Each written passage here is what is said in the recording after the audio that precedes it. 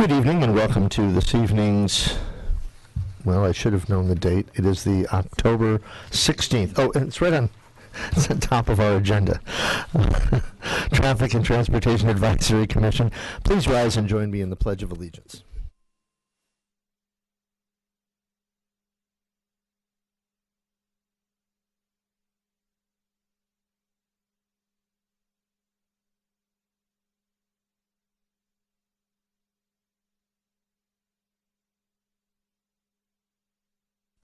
Could you please call the roll, Mrs. Zambrano? Chair Lemo. Here. Commissioner Gregory. Here. Commissioner McMahon. Here. Commissioner Reeder. Present. And Vice Chair Engler is absent. Thank you very much. Any person who wishes to speak regarding an item on our agenda or on a subject within the city's jurisdiction during public comments, an item on the agenda or during the city's jurisdiction during public comments portion of the agenda must file a public speaker card. That's the purple cards that you see. Any person who wishes to speak on a specific item must file a public speaker card before that item is called on the agenda. And there are agendas in the back of the room if you haven't gotten them already to let you know the flow of this evening. Persons addressing the Traffic Commission are requested to state their name and city of residence for the record. Under state law, issues presented or introduced under public comments can have no action and will be referred to our Traffic Engineering Division Manager for administrative action or scheduled on a subsequent Traffic and Transportation Commission agenda. It would be appreciated if you would silence all cell phones, including us, during the meeting. As a reminder, there is not to be any dialogue between the audience and the commissioners at any time, and the reason for that is because TOTV can only record your comments when you're speaking into the microphone. A wireless microphone is available for your convenience should you need to step away from the podium while speaking. And our first item on the agenda is our public comments. Each speaker will be given 3 minutes. The recording secretary will set the timer accordingly. The green light on the timer will be counting down the 3 minutes. When you see the yellow light, you will have 1 minute left, so please begin wrapping up your comments at that time.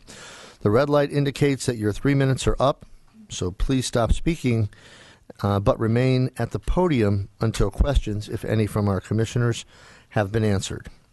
And our first... Actually, we have no public speaker comments whatsoever this evening, and so we will move on to our item 5 on our agenda, which are summary notes of September 18th, 2013. And for that, we have those summary notes in your packet. And while there is no action on these summary notes, if anyone has any questions of staff or comments, please let us know at this time. Then you'll receive those items for information purposes, and we will move on to item 6, which are our engineers' reports. And item 6A is the first item. It will be handled by our senior engineer, Jim Machiko.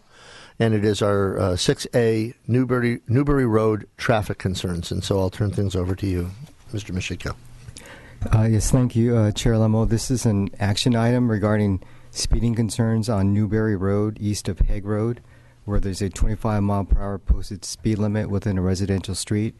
We have a slide presentation over on the far wall. Here we have a location map so that we get oriented as to location that we're looking at. It shows the area south of the 101 freeway between Ventu Park Road and Lynn Road. The area circled in red is the 25-mile-per-hour residential portion just to the east of Hague Road, and then to the west. There's a adjoining 40-mile-per-hour speed limit that's fronted by a mix of commercial businesses, medical offices, and residential development. At the intersection of Hague Road, there's no traffic control, meaning there's no multi-way stop sign control or a traffic signal. It's a unique situation here for this residential street compared to other residential streets in town where there is a drop of 15 or increase of 15 mile per hour between one road segment. So the primary issue here is the 15 mile per hour change in speed limit from 40 miles an hour down to 25. What we have here is that the eastbound drivers coming from the higher speed segment, they don't immediately slow down to 25 as they pass Hague Road, and the drivers in the residential portion as they travel westbound begin to speed up as they approach Hague Road. We've looked at the possibility of lowering this 40 mile per hour speed limit, and that cannot be done. The speed limit's been set per state law with radar measurement. If we were to lower the speed limit down to, say, 35 or 30 miles an hour, that would constitute a speed trap, and radar enforcement would not be possible. We did take some measurements east of Hague Road in the residential segment of speeds and volume, and we found that the prevailing speed is about 35 miles an hour. It means that 85% of the traffic is traveling at about 35 miles an hour or less. And for residential streets of this type, we found, or our data shows that it's roughly 30 to 35 miles an hour. So this segment is sort of on the higher end of the measurements we've taken. We took a look at the possibility of a multi-way stop sign control at Hague Road, and we found that the traffic volume there is too light to warrant multi-way stop sign control for right-of-way purposes. Speed humps were not requested at this time for speed control. Speed humps, as we've discussed in prior meetings, there's a petition process for that, and that would also involve the neighborhood and have a series of neighborhood meetings. We've taken some action out there. The police have been actively enforcing the 25 mile per hour speed limit. They're enforcing it to this date, but we know that they can't be there all the time. We've posted additional 25 mile per hour speed limit sign and a 25 or two 25 mile per hour pavement legends in the street.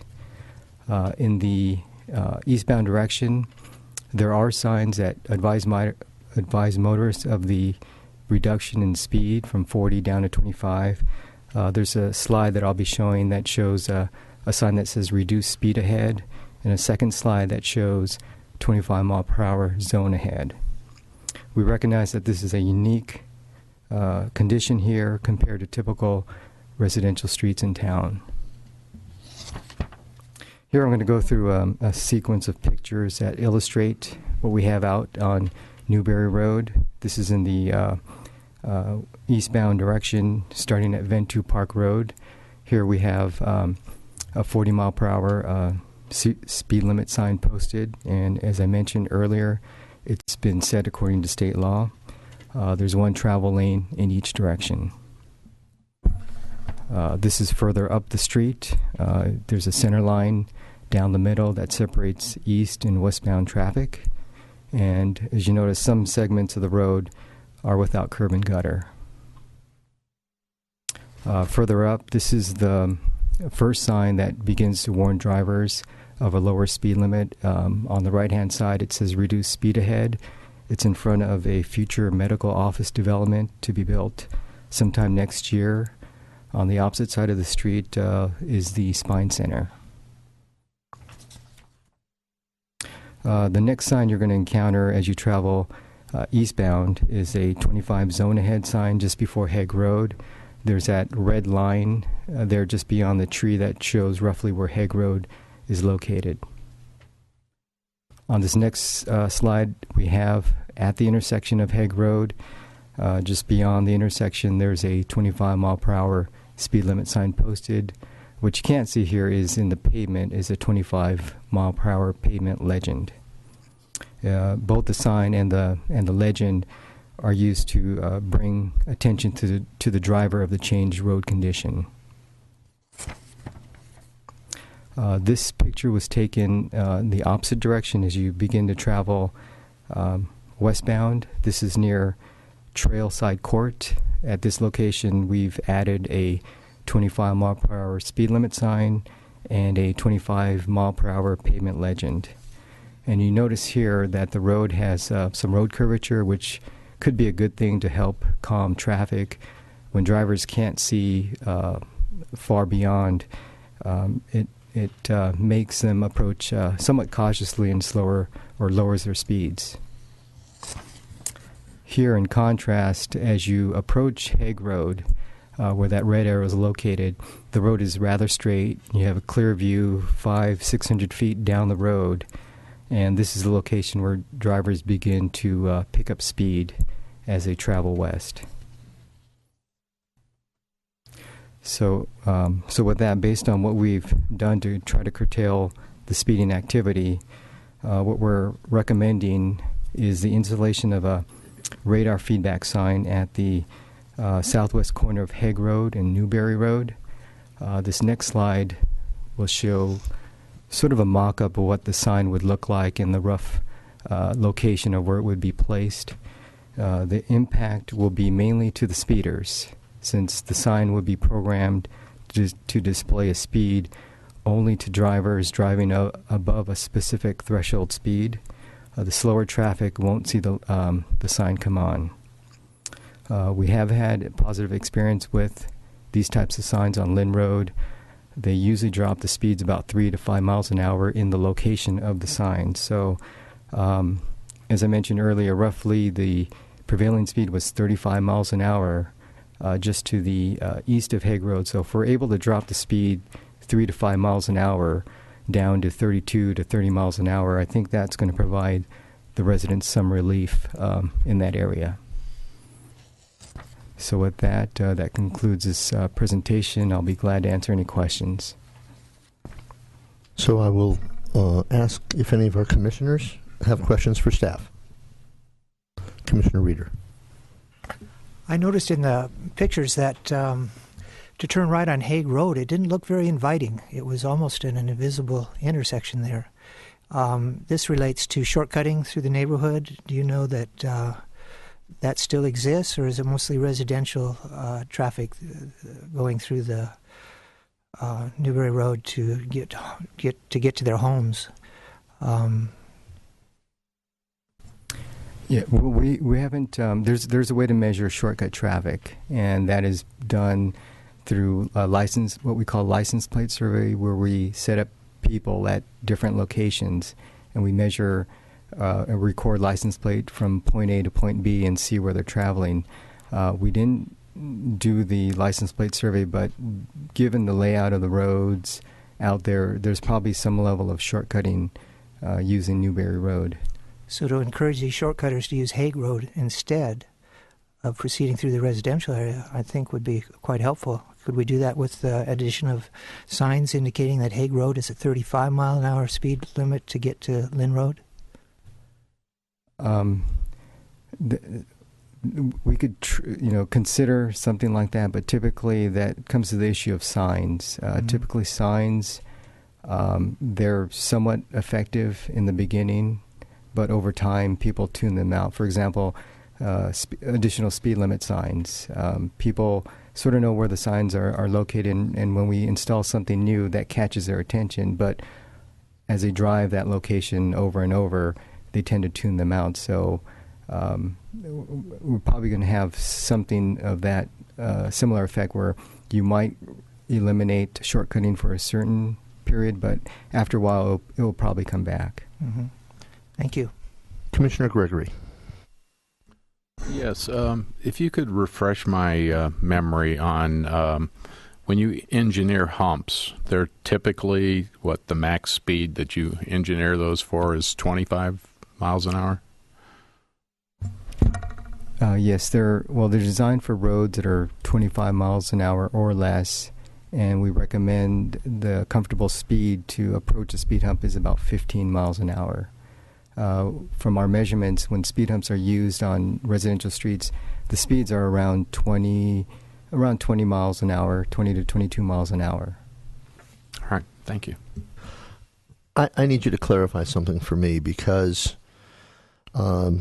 when you under the paragraph of history of the neighborhoods, and I went out there myself as well a couple of times, it seems to me that at least up until today, before any further measures are taken, that you have been successful of reducing shortcut traffic, because you had, prior to signalization, 2,020 vehicles per day, and that has been cut down by 170 vehicles per day since the signalization in 2007. And I know we haven't lost that many people moving out of the neighborhood and not selling their house. So, am I understanding that? Is my understanding correct? Prior to getting into whatever we do next, you've had a positive result based upon what we've done so far. Yeah, I think what you're referring to is a signal at the intersection of Lynn Road and Hague Road. When that was built, yes, that probably caused traffic to be reduced on Newbury Road, because in the past, if you were approaching that intersection traveling southbound on Hague Road, it was a mandatory right turn. So as soon as the signal was built, people could then make a left turn there, which diverted traffic that used to use Green Meadow and Lynn, the signal over there. It diverted the traffic to the signal at Hague and Lynn Road. But I think another concern is there's future development planned for Newbury Road. There's a multi-unit residential development coming in, and a medical office coming in sometime next year. So with more development, there may be an increase in traffic volume. Thank you. Any other comments from commissioners? With that, then we will go to the speaker cards. If someone has not yet filled out a purple speaker card on item 6A, anyone wishing to address the commission must do so, and you have to do it before we get started here now. So if you would please fill that out. As far as we know, all speakers will be allotted 5 minutes each. I want to remind you to please state your name and the city and your city of residence for the record. Currently, we have received we've received no written statement cards, and what I think is that item 6A. This is for item 6B. Okay, so then we have received 4 speaker cards, and so with that, we'll call our first speaker. And I apologize right up front if I mess up anyone's name. Rick McHenry. Could I interrupt the second? Yes, I'm sorry. Go ahead. Excuse me. Sergeant Harwood would like to address the commission before you go to speaker cards. Okay, if you would just hold on one moment, Mr. McHenry. I'm sorry, Sergeant. Please go ahead. You have the microphone? Yes, I do. Now, that wireless mic is primarily for singing and or dancing. Oh, I can't do either. If you want to do the speaker cards, that's fine. I just, at some point during this topic, I wanted to talk with the commission and talk a little bit about the enforcement we've done and some of the trends that we've seen. So I think it might shed a little light on. I think that would be good to do now as part of, sort of like part of the staff comments and report. Okay. I pulled our traffic data. I went back from February of this year through the end of September. We've been trying to be out there as much as possible, doing primarily speed enforcement. But just to give you an idea, we've written 66 speeding tickets since February. All of those have been east of Hague Road, primarily between Hague and Castilian. Outside of or west of Hague, it isn't really viable for us to work enforcement out there. And I really think the problem here, as Mr. Mashiko talked about, is the change in the speed and the way the traffic accelerates. That's either coming westbound on Newbury or the people that are coming eastbound, they don't adjust their speed. So it's an ongoing problem. I mean, our presence has been out there for quite a while. Everybody has seen us. It's been interesting. We've had one internal investigation from citizen complaints because they don't want us out there. We had a gentleman who was arrested last night out there My deputy was out there doing traffic enforcement, and he's a resident in the area, and he was so frustrated by us being out there, he ultimately stepped over the line, and he had to be arrested for obstructing and delaying a peace officer during his duties. So it's an interesting mix. We get a lot of people that are thanking us for being there. My point to that is people are seeing us, and there's a presence. I've had my message board out there. I've done several traffic surveys of my own. They're not done like by the city, but they're relatively accurate. I've had our radar trailer signs out there trying to warn people to slow down. The problem's continuing. So if we just stick with enforcement, the problem's not going away. I guess that's what I really wanted to impress upon the commissioners. 66 speeding tickets on that stretch of roadway is quite a bit. Okay, and before we get into comments, I just have one quick question for you. It's not specifically regarding these streets, but it seems to me over the years that we've heard explanations from the police department that when you can, and I know this happened where I live as well, when you can find the difference between residents and cut-through traffic, the majority of the speeding is done by residents, not cut-through. Is that what you've heard reported in the past? I know that in my neighborhood, that was the case. It tends to be that way. I don't know what the breakdown is here, but I do think there's a fair amount of cut-through traffic there. Because they can either take Hague or they come off of Green Meadow. And everybody knows that lives in that area how to cut through there. So, and the one other comment I was just going to make about the message board or the permanent radar sign is it addresses the eastbound traffic, but a lot of the tickets that we're writing are coming westbound. And again, I think that's a factor with the way that roadway is designed. Anytime you have a long residential street that's uninterrupted, and I know stop signs aren't approved for speed reduction, but anytime we have a really long residential street, it's not difficult to get up to 40 miles an hour in a 25 zone, especially when they know there's a 40 mile an hour zone coming up. So, thank you. Commissioner McMahon, you had a comment? And to piggyback on that, when you are going that way, it is going downhill too. I'm glad I haven't run into you or your deputies because I drive that way a lot and I ride my bike a lot. Until I went there for this report, I never saw the speed signs. I never, ever saw those speed limit signs. So that's interesting. I don't know what to say, except perhaps this is a way to make them more noticeable. That's all. Well, Sergeant, if we don't see the signs, do we still get stopped? yes. I've tried that excuse and it didn't work for me.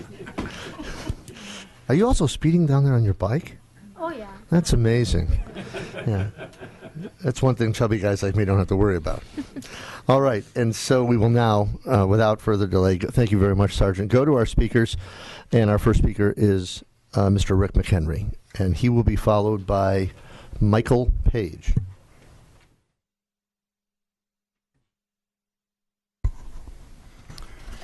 Good evening, ladies and gentlemen. Thank you for letting me speak.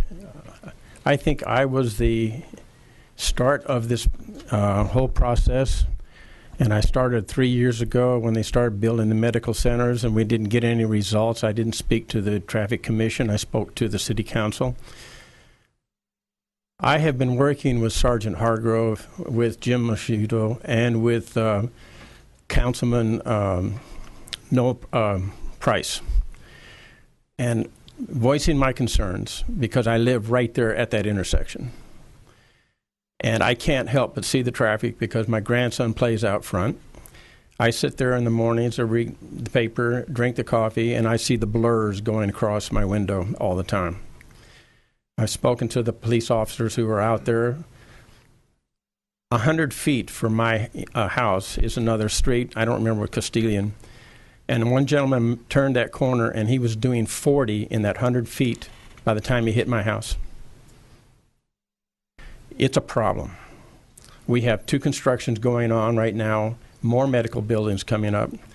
And the people who are doing it, yes, are our neighbors. But the school buses, FedEx, UPS, the people who are doing the lawn care services, delivery trucks, pizza drivers.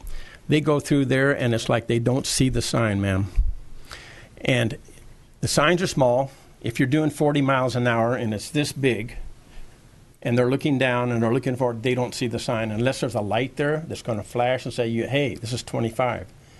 As you turn the corner from Newbury Road up to Hague, Hague is 35. Newbury Road is 40. You're coming from a commercial area right into a residential, and there's nothing that says, hey, slow down, you're right, and you have these little bitty signs. Granted, they put some new signs out.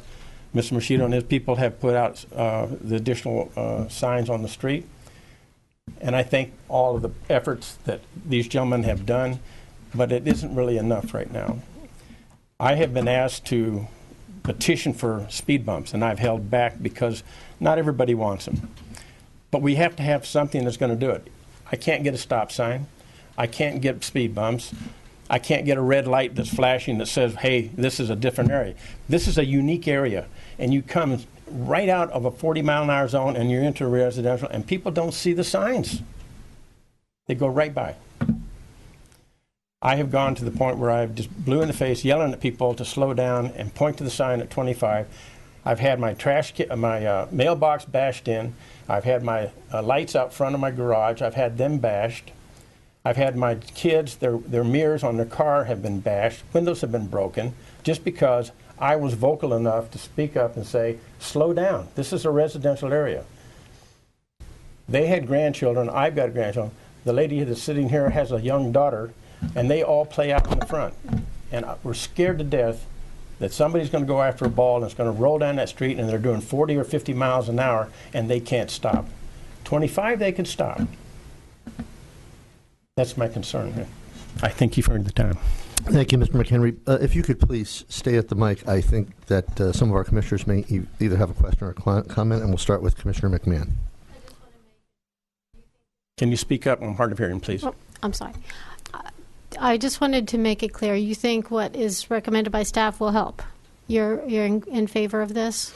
I think it's making an effort. I mean, you don't see as many, but you're still going to have those people with the mindset that they see that stretch of road, it's 40 miles an hour, they get a head start, and they are doing 40 and 50 miles an hour in front of my house. Okay, thank you. Other commissioners? Yes, Commissioner Reeder. Well, I was under the impression that a lot of this was cut through traffic. And I'm sorry, sir, I can't hear you.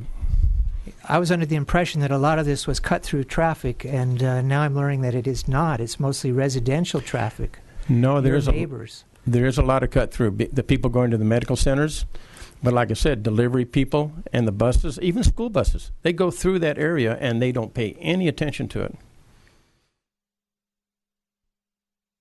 Thank you. It's a big problem. I'm baffled by yes, it is. What to do with this. Commissioner Gregory. You mentioned that you have talked to some of your neighbors about speed humps. Yes, a few of them. Split, yes. Basically, because I mean, there's pluses and minuses to speed humps. As this recommendation comes to me, I would probably look to see if this radar sign does what it's intended to do, and if not, come back and revisit. But the city's staff is very good about doing their counts to see if they put something and it's working or it's not. So I would be leaning more towards that than going down that other road at this time anyway. That's why I have waited for the petition. I've talked to some of the neighbors. There was about 8 or 10 of them said that they would sign a petition. The rest of them I didn't ask because I just talked to the ones that were near me and concerned about that effort. I've asked and waited for the city to do everything that they can. The police department has been very helpful. They've been on it. I see them there probably 2 or 3 times a week, and I thank them. I thank for all their efforts that they're doing this. It helps a little bit, but it isn't going to resolve it because, like you said, people still have that mindset, and they see that 40-mile-an-hour sign that's down the street, and they just keep on going. And like that one gentleman that came out of Castilla, and he was 100 feet, he went 40 miles an hour. Now that tells you he's in a hurry to get out of there. And I understand what you're saying, because I have a neighborhood right now that I get a lot of complaints about people speeding, and it's all neighbors.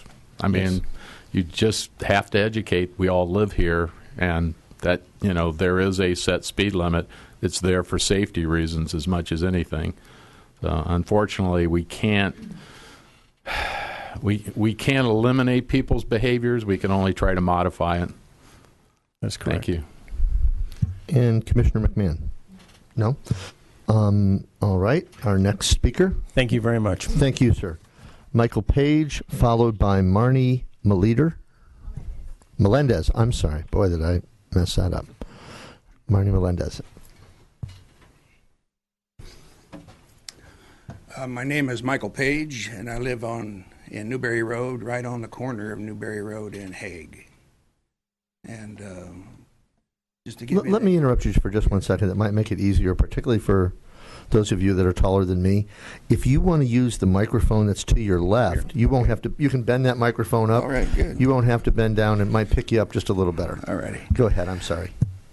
And, I've lived there since 1999.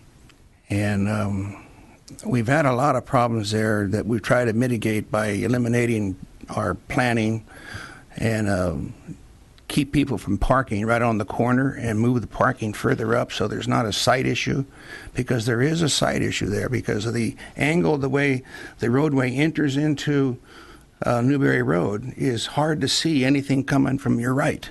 And we've had many, many breakers hit there and just come that close. And it's because to move out to see anything around a car, you're almost in the lane. Just about. And I mean, it's pretty scary. And then coming home at night, like I do from the city of Goleta, I have to be careful how I move over to the left to get in my driveway, because some idiot's going to pass me on the right. Because there's no break there between Hague and my driveway. So it is a considerable problem. But in my experience at the city, that everywhere we put those radar signs and our arterials, it helps. For most people, there's always that few that, but at least it stops a big percentage of them, and then we can use our cops for other things to where they're more useful. And, but I've had grandkids there, and I've had a lot of problems with kids crossing streets. So it is a real fast problem, and I know it's our neighbors, but I don't care who they are. If you're speeding, you're speeding. You could be from Santa Monica. I don't care. So basically, we just got to use it incrementally and try to find the right solution. We may eventually have to have some kind of a speed bump, but maybe we can get there a little later, but at least we can try this. Thank you, Mr. Page. Any questions? Thank you. Marnie Melendez, followed by Ava Melendez Sims. Okay. Hi, my name is Marnie Melendez. I live in Thousand Oaks, and we wrote up something, my husband and I. I wanted to express our serious concerns regarding the traffic in our neighborhood. We have owned a home in the 900 block of Newbury Road near the intersection of Hague Road for 8 years. We both grew up in Ventura County, and we chose Thousand Oaks when we're looking to raise a family, and we're very happy here. It's a great place to live. When we purchased the home, we knew that the traffic could be problematic since Newbury and Hague Road were both used by residents in our neighborhood, and cut through traffic. However, in the recent years, we've seen construction of 2 large medical buildings on Newbury Road, both which are adjacent to our neighborhood. This, coupled with the recently completed commercial project, and then there's one currently underway, has created a very dangerous situation in our neighborhood. As I previously mentioned, Newbury and Hague Road are heavily traveled by the neighborhood residents. Disappointingly, over the years, we have seen traffic in our neighborhood dramatically increase, undoubtedly because of the projects. Unfortunately, even having the police officers there, which I'm very, very thankful. My husband's a police officer in Culver City, and when I see him out there, I want to give him a thumbs up. Mm-hmm. But when they're not there, that it continues. But being there, it it has helped. So thank you. So maybe this electrical sign will help, but I don't know. I mean, I'm there. I see it all the time. And the minute the police officer is not there, it's right back to 50, 40. And so we hope that by us coming here that you take it very seriously. My daughter, I don't even like her. We don't even have her play outside. Actually, I know Rick does with his, but we don't even have her go outside in our front yard. And I don't even like getting the mail with her because I'm afraid somebody's going to come right next to it while I get out my mail because it's right on the curb. So, thank you very much. Thank you. And we will now have Ava Melendez Sims. Hello, my name is Ava. I think you might need to pick that microphone up just a touch. Now this, I promise, no one's going to speak when you're speaking. If you want to speak, this is all you. Okay, go ahead. The car is going too fast. Okay, there we go. Very excellent brevity as well. Well, thank you very much. And we have Dolores, and I'm not sure of the pronunciation. Madolo. Very good. Dolores, you're up, and that will be our last speaker on this item. Thank you very much. I'm a little bit down the road, or up the road, east of Hague, but I have a similar problem with the speeding traffic by my place. I live at 947. This is about a couple blocks from these people at Hague. And my mother, who is now deceased, stopped driving because she was afraid to back out of my driveway. And even tonight, I backed out, and when I looked out my rearview mirror, there was no car behind me when I backed out, but he was on my tail. And he followed on my tail and attempted to pass me. And I was going 25 up to Green Meadow to come here. And he took his opportunity to pass me when we got on Lynn Road. And I have been out there picking up the mail or one other thing and putting my hands up like this, and mostly I get a wave from the cars going by, and I can't seem to get through to them, and I believe they are mostly neighbors. But also, if the freeway is packed in the afternoon, that is drive-through traffic. Those people know to get off at Bentu and come to Newbury Road, head up to Green Meadow, and get on the freeway there, and maybe even get on the drive-through to Moore Park or whatnot. They've got this all down pat, and they do it by speeding on Newbury Road. I did not notice, when I come down to my place, I use Green Meadow to come down. And it's, we're not all innocents. I've found my speed getting up to 30, 35, and then I hit the brake. But I don't go down Newbury Road like a bat out of hell. So it is a general, I don't know how you solve the problem. I agree, you've got this long stretch of road on Newbury Road, and those who come down Green Meadow kind of hit the pedal there and go at a good rate of speed. And I am backing out of my driveway, heading east. They're passing me. And, they're not braking to let me out of my driveway. And they're not in my view when I'm backing out. It's an accident waiting to happen many, many times. And I've even had to pull back into my driveway because they were not going to stop. So I don't know what you have to do. It's almost getting to the point where I'm not basically in favor of speed bumps, but I'm coming somewhat amenable to them right now. So whatever you can do, I'd be appreciative. Thank you. Thank you very much. Any questions? All right. we will now open things up for comments, questions, and, of course, questions to staff, and we'll go to Commissioner Gregory first. I see the recommendations that you made, and they're all good. Some may work better than others. Have we looked at alternate striping for that road to take that feeling away from drivers? Similar to what we did on Avenida de los Arboles, to create more of a consistent speed down that road. Have you investigated that yet?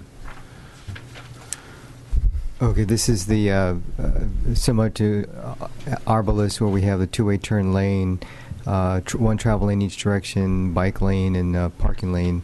We haven't looked at that yet. I think we showed some pictures that show that the cross-section of Newbury Road sort of varies as you come in off Ventu Park Road. It's one dimension, but as you get towards the midpoint, it changes, and that segment doesn't have curb to curb. So that's something we would have to look at in detail and see what kind of dimensions are out there. Okay, thank you. Do we have any other commissioners that have a question? Commissioner McMahon? Our first speaker mentioned that even the school buses who drive there regularly are speeding.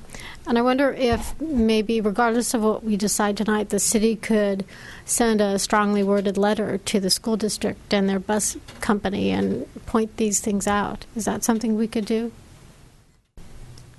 Yes, we could mention that topic came up at this evening's meeting. Any other? All right. I do have a couple. First, if one of you could help me, when you are traveling in places where they want you to slow down, one of the tricks that some other cities use is they cut into the street so that it literally slows your tires down, makes like a humming sound.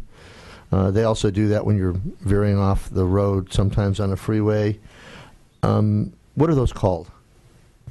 Those are called rumble strips. So my question is, have we ever looked at, in a situation like this, rumble strips, which if they be intended strictly to cause people's attention? That is one question. Because it seems certainly as a better alternative to a speed hump, not just from a resident standpoint, but also from fire's concern.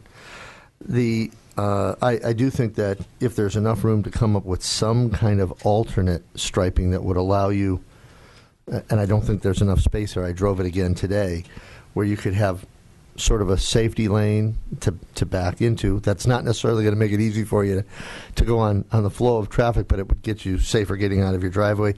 And then another trick, which I don't know if we trade in every police car that we don't use anymore. But I do know that other cities are doing this. They've been very effective against robberies. Calabasas uses them almost solely for that, where you take an old police car and you just keep parking it in different areas along the street. And now you have to get used to the sound of people stomping on the brake, as many of us do when we see that there may be a police officer catching us. And after a while, it's like the radar signs. People, they get used to it because they know that we're not using a 1960 car anymore. But I didn't know if those were things that we could have staff, those ideas sort of comment on and see what you think. And I see you've got comments, Sergeant. We've actually been doing that recently on Westlake Boulevard due to all the fatalities and the serious injuries that we've had out there. I've been taking a patrol car out there and parking it at different locations just as a presence during the day. I don't have any old used cars. The city doesn't keep them. They get rid of them and they buy another one. So I have to use a fully functioning duty vehicle.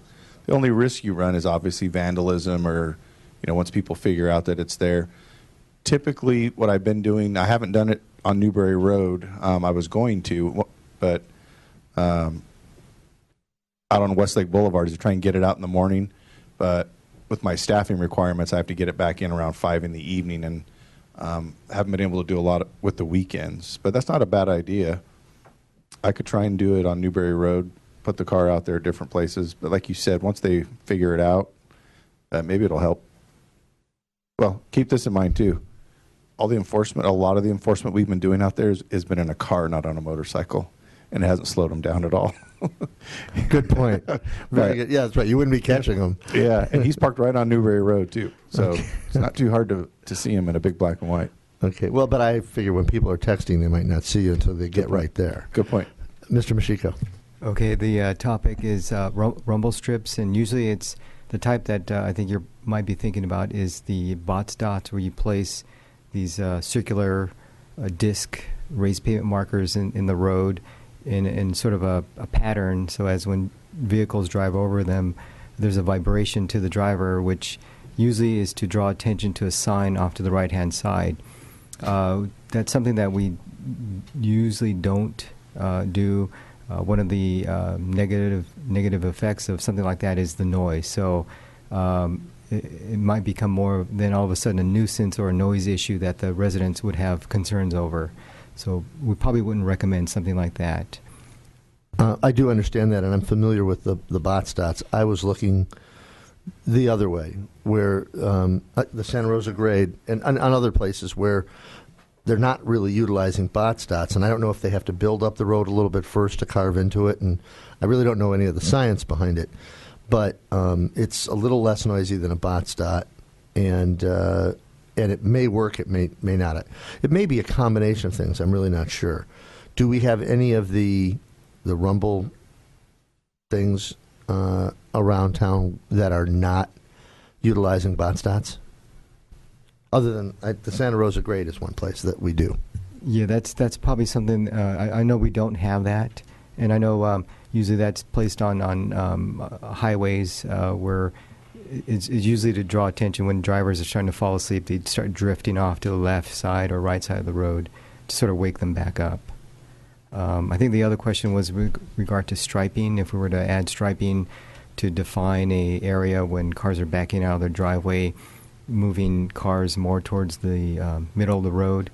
I'm not sure if that's something that the residents would be fond of, that idea, adding more markings to the road and defining, exactly where the parking lane and center line is. So that's something, before we do that, we would probably have a neighborhood meeting to consider whether or not they would want to have something like that on their street. Stan, thank you very much. Are there any other questions or comments from the commissioners? Okay, hearing none, I believe that we have here an action item.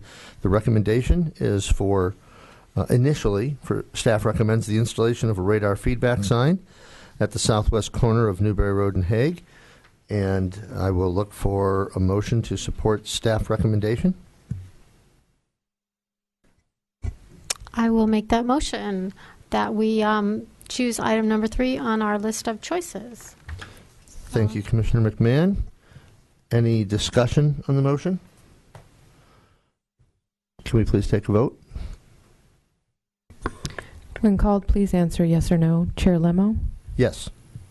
Commissioner Gregory? Yes. Commissioner McMahon? Yes. Commissioner Reeder? Yes. The motion carries 4-0. Thank you very much. And 4-0, right? Right, okay. Our next item is item 6B, and our associate engineer, Larry Tay, is here to discuss our Hillcrest Drive restriping.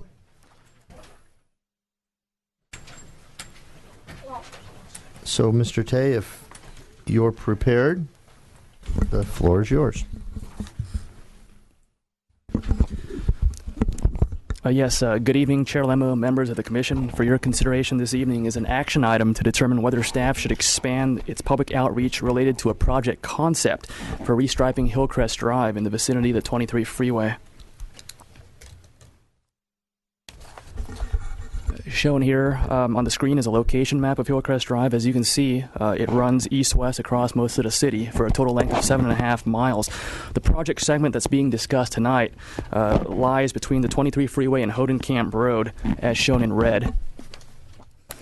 And here's a zoomed-in view of the project segment. It's not quite a half mile long, and it's fronted generally and almost exclusively by single-family residential units. A little bit of background on this roadway, starting with the existing road conditions. Shown here is Hillcrest Drive near its intersection with Houston Drive, close to the center of the project segment. The striping shown on the screen is typical of this area. It's marked for 2 lanes in each direction, separated by a double yellow center line. There are no bike lanes. Parking is permitted on street, but it's not marked. And historically, residents of this segment have expressed concern over pedestrian and traffic safety. In 2003, City Council actually directed staff to investigate some of these reported concerns, including but not limited to pedestrians crossing Hillcrest, crash experience, including rear ends and side swipes, and vehicle speeds. And in response, staff has implemented a number of countermeasures, such as the installation of pedestrian warning signs, the installation of a right edge line near the 23 freeway, increasing the visibility of some of those traffic signal indications, and increased speed enforcement. And here we see some of those previous countermeasures. The picture to the left shows a pedestrian warning sign which serves westbound traffic approaching Houston Drive. An eastbound sign, which you can't see here, it was installed as well at that intersection. And in addition, a similar set of signs was also installed approaching, I believe it's Flitner Circle from both directions. So in total, 4 pedestrian warning signs were installed in this area. And it really helped call attention to the presence of the moderate pedestrian volumes and activities that cross this section of Hillcrest. The figure on the right really shows 2 things. If you can see the circle in the middle of the slide, that's an additional traffic signal indication that was actually added to improve visibility for motorists approaching the 23 southbound off-ramps. And that helped with reducing the number of rear-end collisions on this segment. And adjacent to the arrow toward the bottom of that picture is a right edge line that was installed to reduce side swipe collisions involving parked cars. Now, these measures that have been taken so far have improved conditions, but area residents still have concerns. And to confirm that these concerns do exist, staff recently spoke with residents, many of whom continue to express the same concerns over traffic collisions, pedestrian safety, speeding, and access, specifically indicating that it can be difficult to make left turns into and out of their driveways. Under existing conditions, vehicles attempting to turn left from a driveway or a side into a driveway or a side street need to wait and stop in the number 1 lane closest to the double yellow center line to wait for gaps in the traffic stream. And this can potentially result in rear end and side swipe type collisions as drivers approaching from behind may be following a little bit too closely and either cannot stop in time or must quickly swerve out of the way. So many of these aforementioned concerns, including collisions, can be further mitigated by restriping the roadway to function as more of a complete street. This restriping concept, which is probably familiar to most everybody here, involves taking an existing 4-lane roadway, such as Hillcrest, and converting it to a facility that has 2 lanes, 1 in each direction, plus a center turn lane.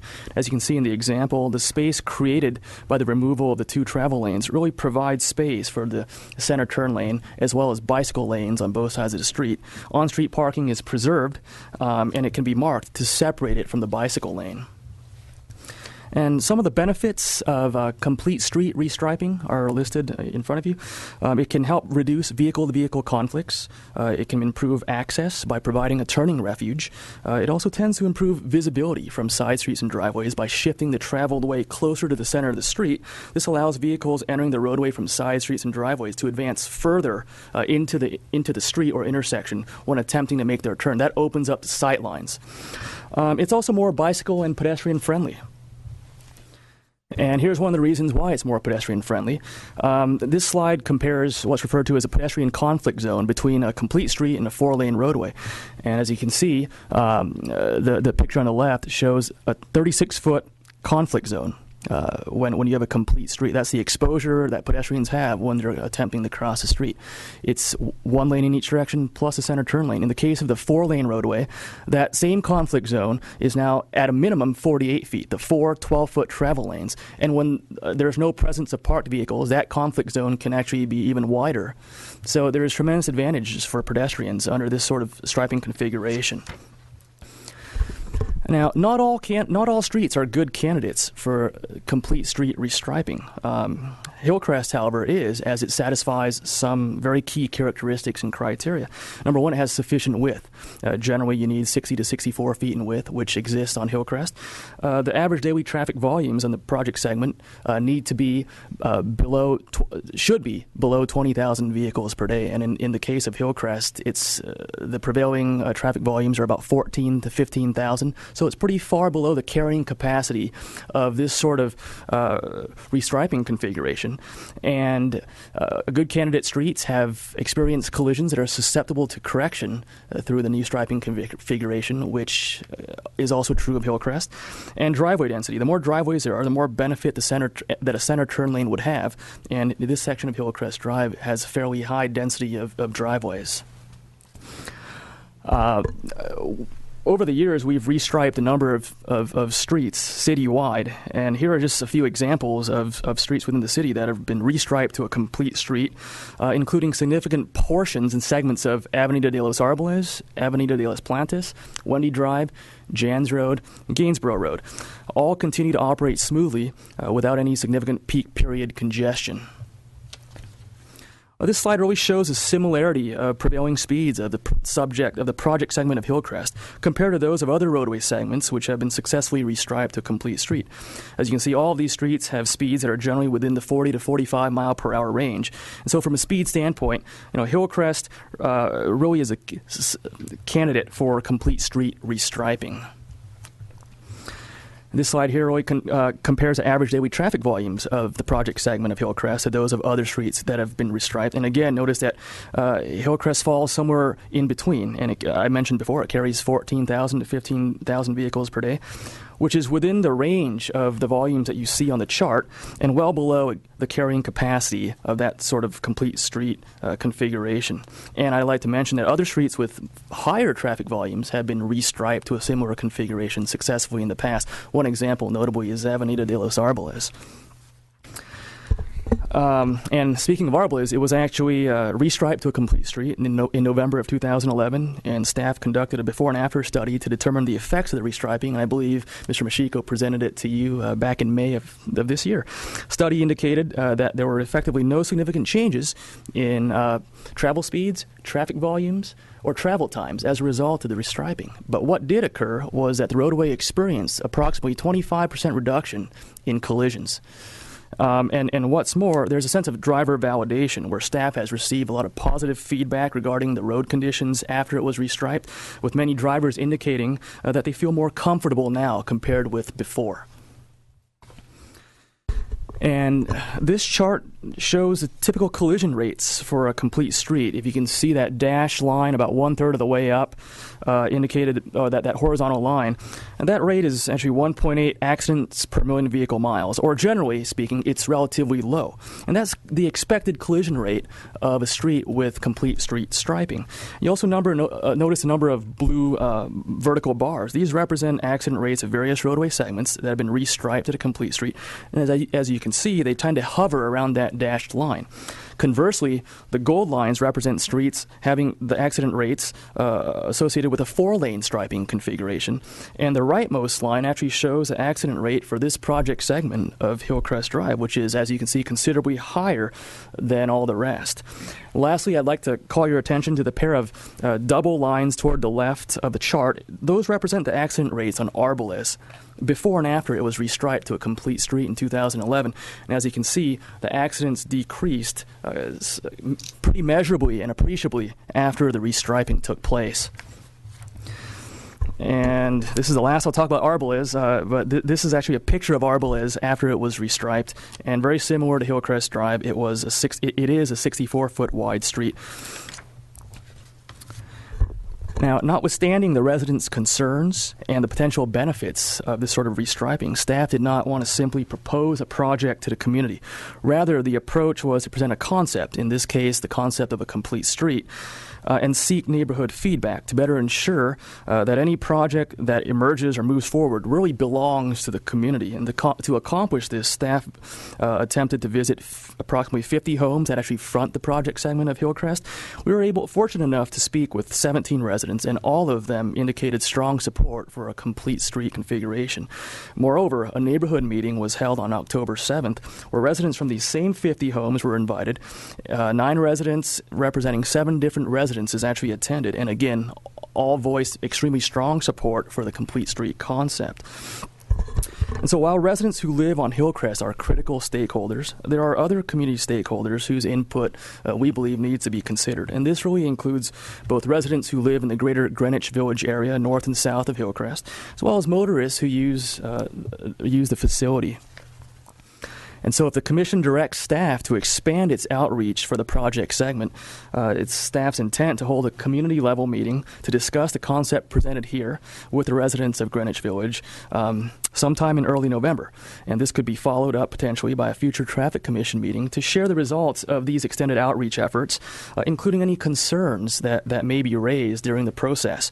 And subsequently, if adequate support exists still within the greater community and with the Commission's endorsement, staff could present the idea to the City Council for its consideration to proceed with final design or the preparation of plans. And I just want to conclude with one final thought. While tonight's presentation really focused on a half-mile project segment, there are other sections of Hillcrest Drive that may also benefit potentially from alternative striping configurations, though not necessarily with the complete street concept discussed here tonight. And as we saw earlier, Hillcrest Drive from one end of the city to the other is about 7.5 miles long. And as you drive from one end to the other, you'll notice some very, very different roadway, traffic flow, and land use characteristics. And one question that you can ask yourself as you drive along that roadway, and one question that we can ask to the various stakeholders of the respective segments, is whether the existing pavement is being utilized optimally, or are there alternatives that could potentially improve the roadway for all users? And the answer to that question could be ascertained at a later time by reaching out to those residents and road users. And depending on stakeholder sentiment, restriping strategies could potentially be identified or even implemented on the project segment or other parts of Hillcrest Drive as well. And upon completing the outreach for the project segment that we're talking about tonight, staff may come back to the Commission and actually present an expanded restriping concept for the Commission's consideration. At this time, however, staff recommends that the Commission expand the public outreach effort related to restriping the project segment of Hillcrest Drive between Hodenkamp Road and the 23 freeway.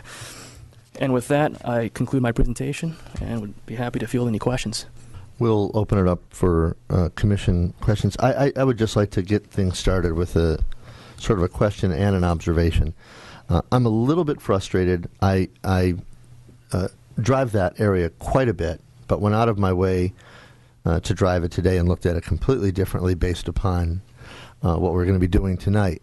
My frustration is, while city staff usually does a great job on everything, we have been 100% on all of the road restriping.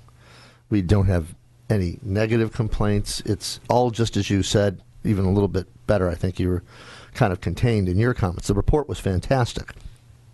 So my frustration is, because you have also done outreach to 26 residents, why is the recommendation, and maybe it's a process you can explain to me, why is the recommendation to consider the staff report, receive input, and direct staff to expand public outreach when you've got sort of a win-win situation that has been proven a half dozen times, maybe more, on the roadways, and I'm very familiar with Arbalest and with Wendy in particular.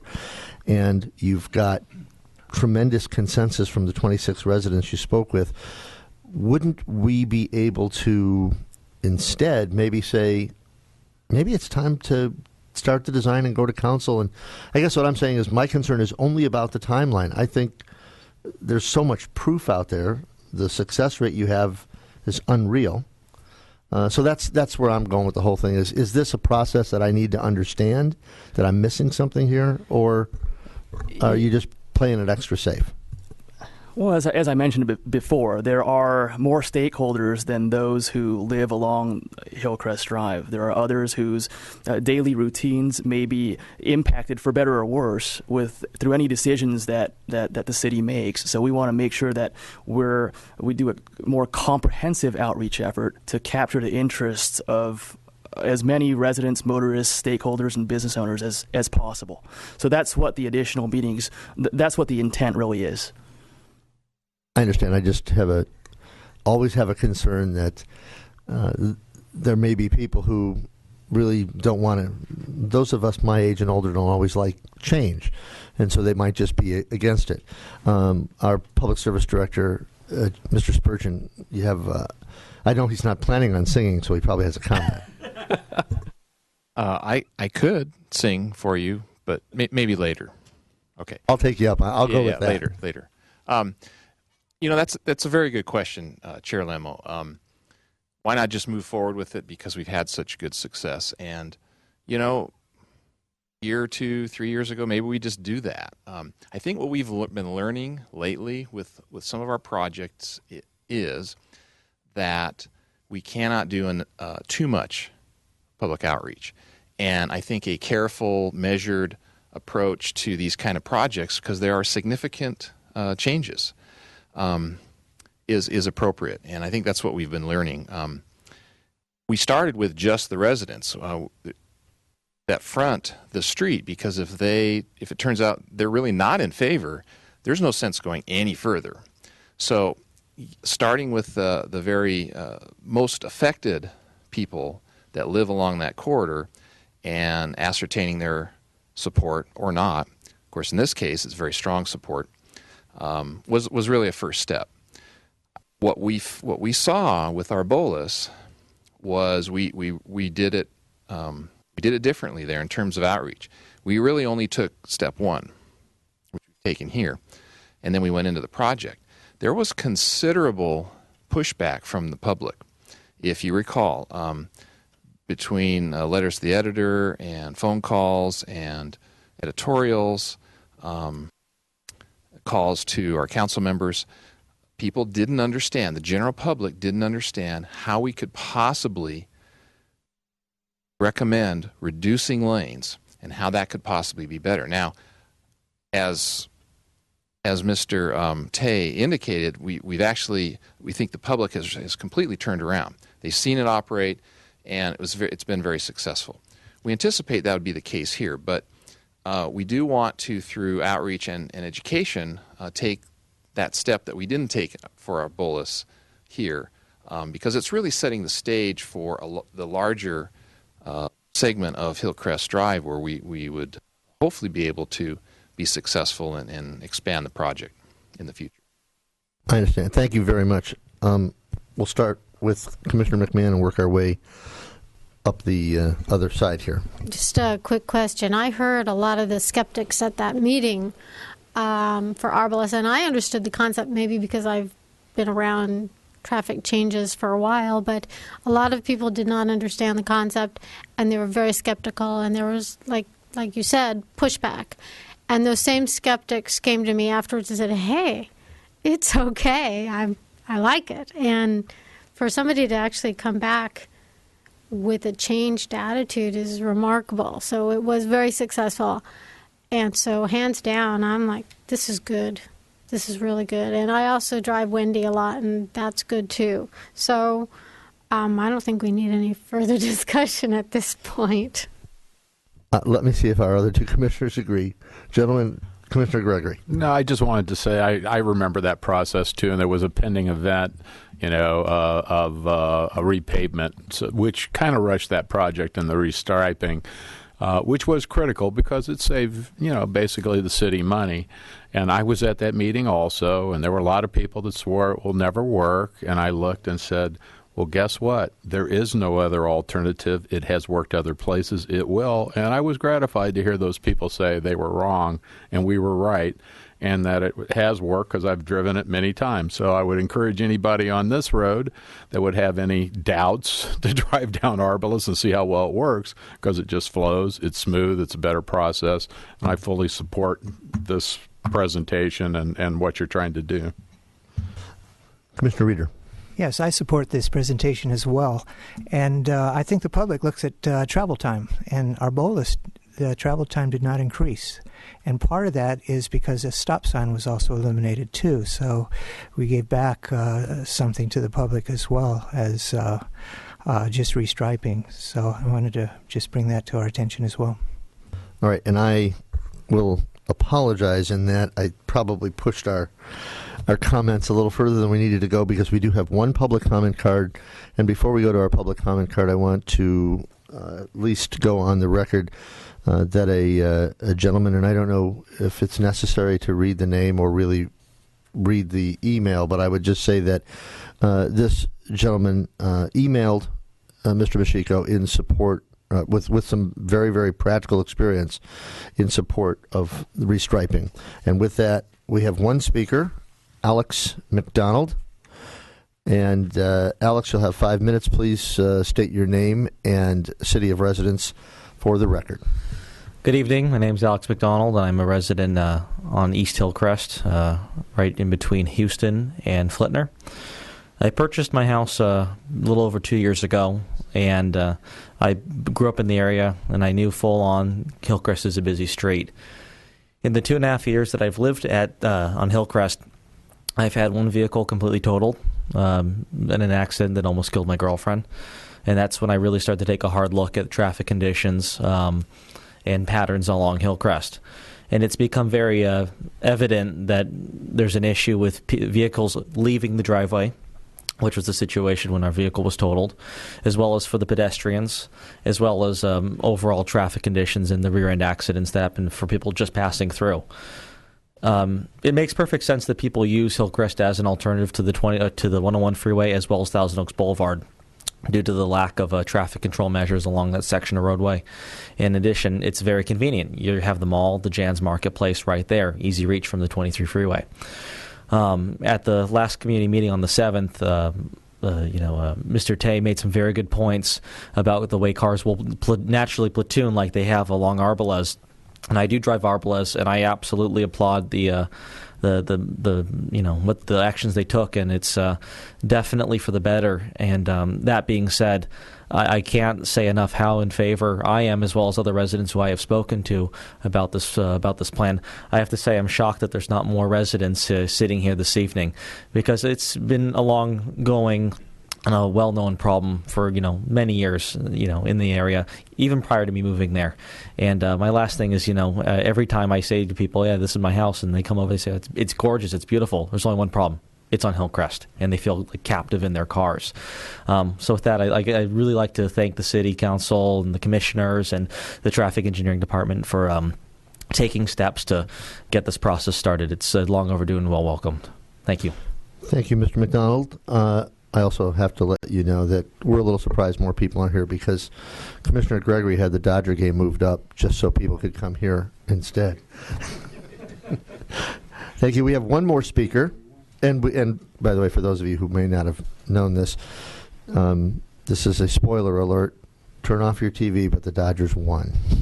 Okay, so our next speaker is Bao Pham. I hope I pronounced your name properly.